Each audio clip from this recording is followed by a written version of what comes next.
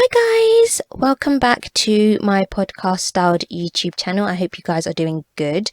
So in today's video, I wanted to talk about the racism that happens in the UK, specifically towards black people.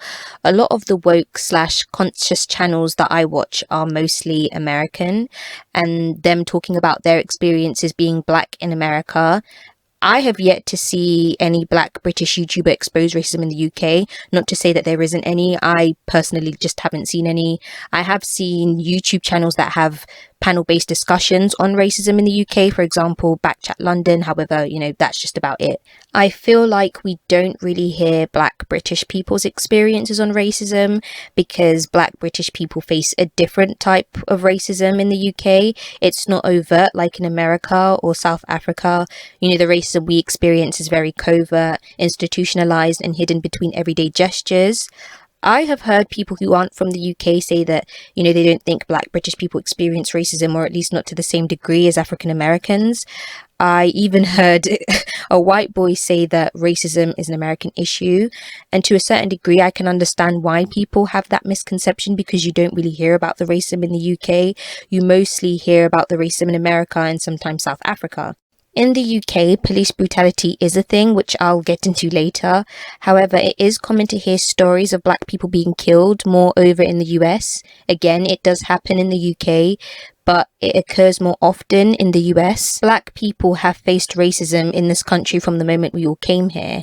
And I wanted to be, one of those people that exposes how sly the racism is in this country.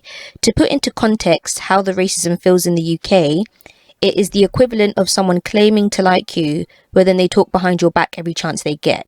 Aside from Britain playing a vital role in slavery, which is another video for another day, I wanted to start from the 1930s when black people started coming over to the UK to help with war efforts. In 1939 was the start of World War II, and soldiers from the West Indies volunteered to help Britain fight Germany in the Second World War. Countries like Jamaica were a part of the colony and were taught that the UK was the motherland, so of course many men felt like it was their duty to help out during the war.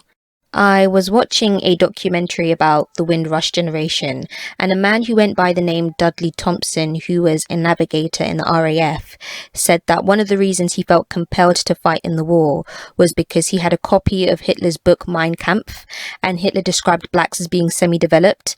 The irony of this is that he would later on fight for a country that also didn't care about his well-being. So when the Caribbeans came to Britain to fight in the war, all was good. They were welcomed with open arms and there was this sense of community and togetherness. Until the war ended, that was when things went downhill. During the 1950s was when West Indies came over to Britain to help rebuild the economy after the Second World War. All of a sudden, the British people and government caught amnesia and forgot about all the contributions that the West Indies made to the country and the workforce. And this was when relations between white people and black people worsened in the UK. In the 1970s and the 1980s, black people in Britain were on the receiving end of racist attacks perpetuated by far-right groups like the National Front. It was common for black footballers to be subjected to racist chanting from crowd members. In the early 80s, systemic racism, discrimination and poverty rose. A series of riots took place in areas with a large black population, for example, Brixton and Notting Hill Gate.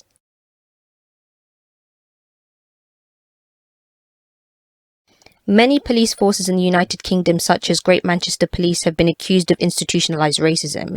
It has been shown that black teenage boys and young men are sent to prison at a higher rate than white men. As a result, black men are more likely to get longer sentences for homicide and other crimes. Stephen Lawrence was born on the 13th of September 1974. He was a black British teenager from South London who was murdered in a racially motivated attack whilst waiting at a bus stop in Eltham. Stephen was the firstborn child to Jamaican parents Doreen and Neville. In the early morning of April 22nd, Stephen Lawrence went to college. After that, Stephen and his friend Wayne Brooks went to Stephen's uncle's house and played video games. Stephen realised that it was getting late, so him and Dwayne decided that they were going to start making their way back home. Stephen needed to get home by 10:30. Him and Dwayne managed to get to Eltham. All they needed to do was take one more bus that would take Stephen back home to Lewisham.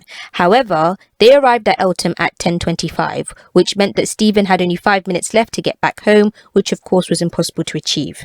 As a result, both Stephen and Dwayne Dwayne decided to catch another bus, as the bus that they were supposed to take was running late. Stephen walked up the road to see if there was a bus coming, when all of a sudden a gang of white boys ran up to Stephen screaming what N-word. The boys jumped Stephen and stabbed him twice. The attack lasted seconds. Stephen managed to get up and run 120 meters with Dwayne before Stephen collapsed on the floor, losing a lot of blood. The police made many slip-ups during this case. Despite many witnesses coming forward, the police assumed that Stephen was some sort of gangster and this crime was gang-related. The police just did not want to believe that a black man was killed unprovoked. It took until 2012 to finally catch only 2 of his killers. The Stephen Lawrence case will always go down in history as being the case that exposed institutionalized racism in the UK. Unfortunately, things haven't changed much since then. In 2006, Anthony Walker was killed with an ice axe in a racially motivated attack. And in 2011, Mark Duggan was shot and killed by the police, which sparked the 2011 riots in London. I also wanted to talk about how there's not much representation on British television for black people. Yeah, it's just not common to see black shows in the UK. We had Desmond, we had Meet the Adibanjos and the Fosters, maybe a few others. But for the most part, I think we can all agree that it's rare to see a show with an all-black cast that, black British people can relate to, that has reached a high amount of success. For whatever reason, there seems to be 1 or 2 every decade. In the US, they have Fresh Prince of Bel-Air, My Wife and Kids, Family Matters, Moesha and A Different World, and the list goes on and on and on. This is not me trying to downplay the racism in the US, because I know it is bad over there. But because over in the UK, we don't have our own platforms or shows about black British culture that we can relate to, we have to go off of African American shows instead. In the British sitcom called Come Fly With Me, which is basically a spin-off of Little Britain, they did blackface when they were trying to portray a black woman called Precious. They positioned her as lazy and stupid, and it's not like they did this during the 20s or the 30s, this was very recent. Ali G is also a joke. He's a fictional character that was performed by a British comedian, and he was a walking stereotype of how he obviously viewed black people. So instead of giving black people the chance to write their own stories and to give them more acting roles, they think it's cute to pull this nonsense. This is why black British actors come over to the US to pursue a career in acting, because we stand more of a chance to make it over there than we do here. And I do think there's this sense of privilege that we have because of our accent and this whole thing of being classically trained. There was the Blue Story movie that came out, which was made by Rapman, and I think it's nice to see black people having control over their own stories. But I'm talking about situations where black people aren't involved in any type of crime or gang related stuff, and I love that film so much. Again, these are real issues that need to be talked about, so I'm glad he made a film like that. But it would be nice to see a black British equivalent to A Different World or Fresh Prince of Bel-Air. Going back to the Windrush generation, in 2018 was the Windrush scandal, and this was when children of the Windrush generation were threatened with deportation back to their homes by the British government. The laws changed to make it seem as though they had no documentation that proves that they were allowed here, even though they were invited over to the UK on their parents' passports, which really takes the pee, because these people were unfairly deported back to a country that they had not been since they were essentially babies. The stop and search situation in the UK is also a joke. It's also no surprise that black men get stopped at an alarmingly higher rate than white men. I mean, anyone can carry a knife, so let's not play that. Do you see any kind of drugs or anything illegal on me? Yeah? I want the children even to see what is everything, so that we know that you people are racist. You're racist. Then you have H&M, who thought that it would be funny to pull that stunt by making that black boy wear a jumper that said "coolest monkey in the jungle." As you can see, unfortunately, things aren't changing fast enough, but it is what it is.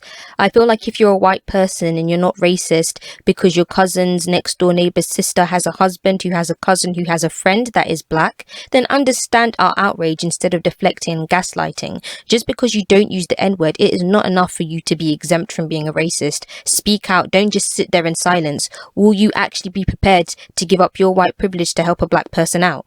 Thank you guys for listening. I really hope you liked that. If you did, please don't forget to share the video and comment down below